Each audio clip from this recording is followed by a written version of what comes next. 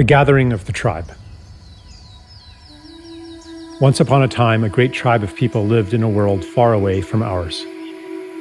Whether far away in space or in time, or even outside of time, we do not know. They lived in a state of enchantment and joy that few of us today dare to believe could exist, except in those exceptional peak experiences where we glimpse the true potential of life and mind. One day, the elders of the tribe called a meeting.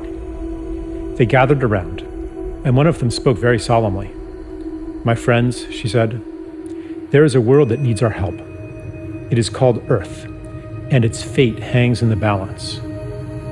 Its humans have reached a critical point in their collective birthing, the same point our own planet was at 1 million years ago. And they will be stillborn without our help. Who would like to volunteer for a mission to this time and place and render service to humanity?" "Tell us more about the mission," they asked. "It is no small thing. Our shaman will put you into a deep, deep trance, so complete that you will forget who you are.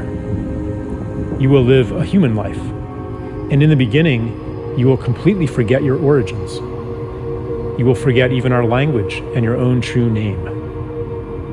You will be separated from the wonder and beauty of our world and from the love that bathes us all.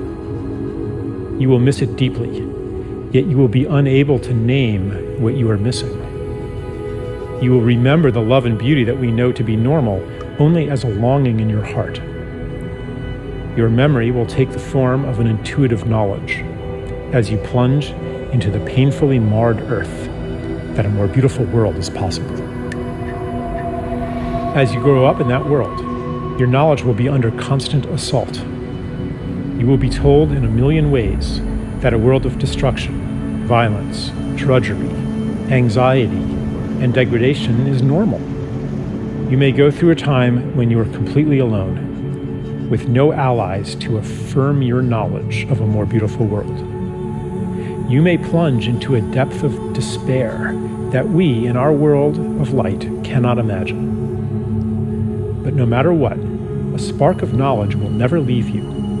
A memory of your true origin will be encoded in your DNA.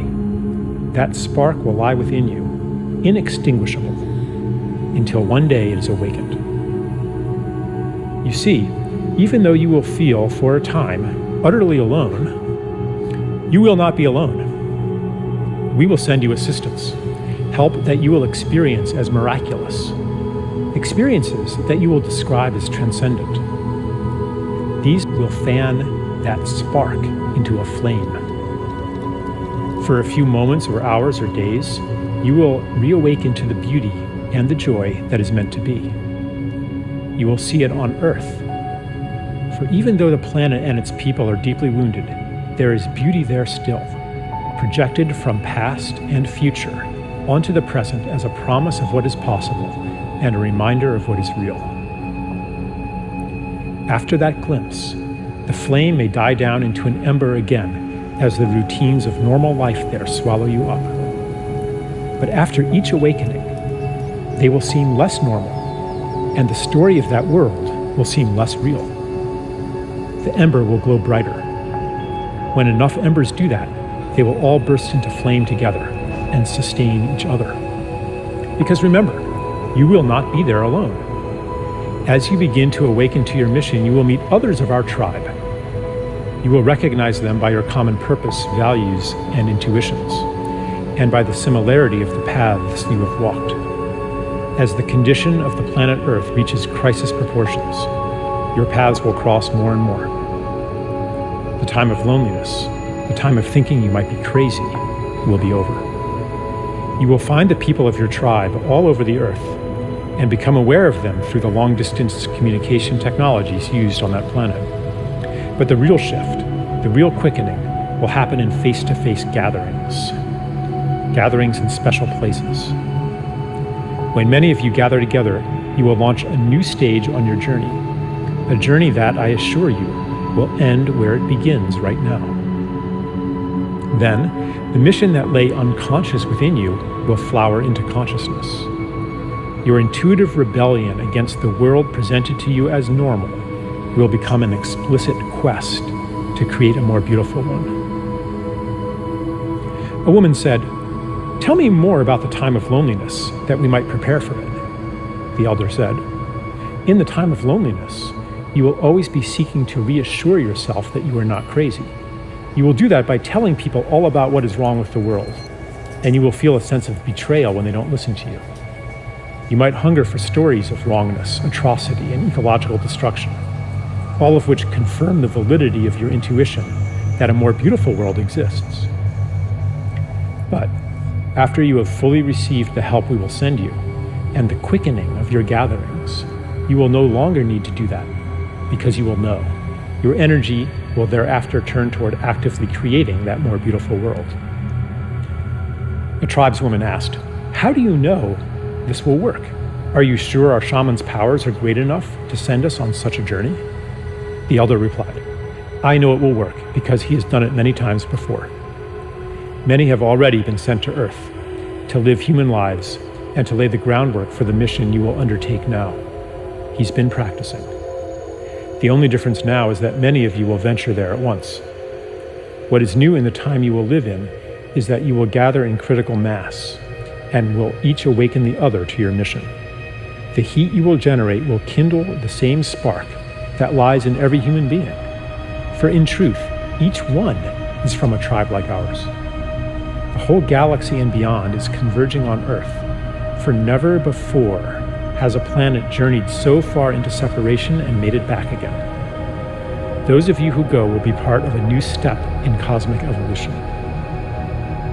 A tribesman asked, "Is there a danger we will become lost in that world and never wake up from the shamanic trance?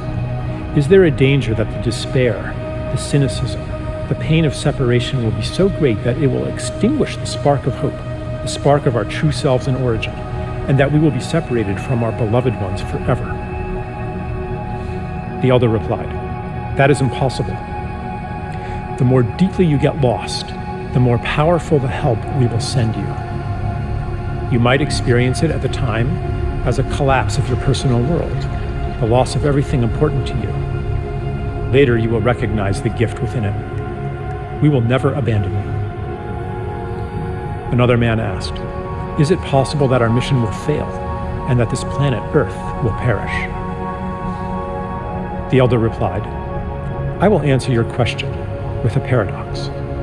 It is impossible that your mission will fail, yet its success hangs on your own actions. The fate of the world is in your hands. The key to this paradox lies within you, in the feeling you carry that each of your actions, even your personal secret struggles, has cosmic significance. You will know then, as you know now, that everything you do matters." There were no more questions. The volunteers gathered in a circle, and the shaman went to each one. The last thing each was aware of was the shaman blowing smoke in his or her face. They entered a deep trance and dreamed themselves into the world where we find ourselves today. Here we are. Yeah, here we are. Here we are.